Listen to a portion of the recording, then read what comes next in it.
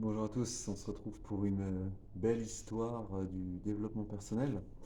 Alors celle-là, elle va être courte, hein, ça va être peut-être plus bref que les précédentes. Et alors pourquoi j'ai choisi celle-là? Tout simplement parce que je pense que c'est pas la plus répandue en fait. Je l'ai entendue il y a des années et je l'ai pas retrouvée depuis. Et donc je me suis dit que ça pouvait être sympa de mettre celle-ci parce que les autres finalement que vous verrez au fil du temps.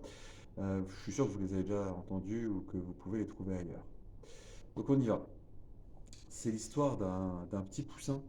C'est l'histoire d'un petit poussin qui se retrouve sur le chemin et il est perdu, il a plus sa maman et donc il est là sur un chemin de terre et il piaille, il piaille, il piaille, il piaille parce qu'il a froid, parce qu'il a faim.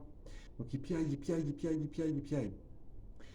Et arrive une vache, arrive une grosse vache qui regarde le petit poussin.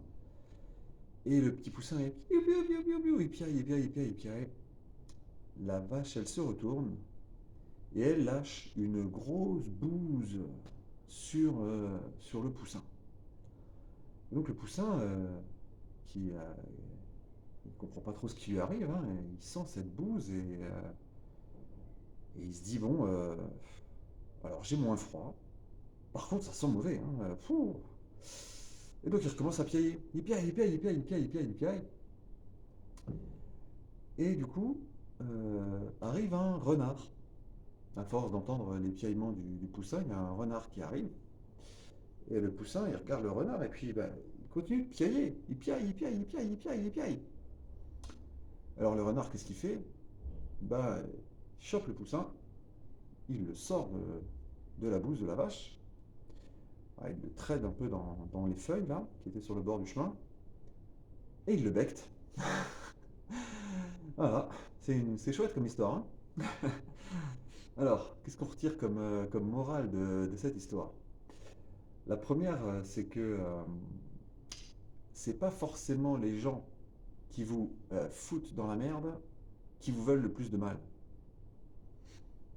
La deuxième, c'est que c'est pas ceux qui vous en sortent qui veulent le plus de bien. Et la troisième, c'est que parfois, quand on est dans la merde, il vaut mieux savoir se taire. Voilà. Elle est sympa cette histoire, hein. Vous êtes en train de vous dire, ah ouais, je comprends pourquoi je ne l'avais pas retrouvée ailleurs. Mais n'empêche que, euh, elle a du sens, elle a du sens. On a tendance à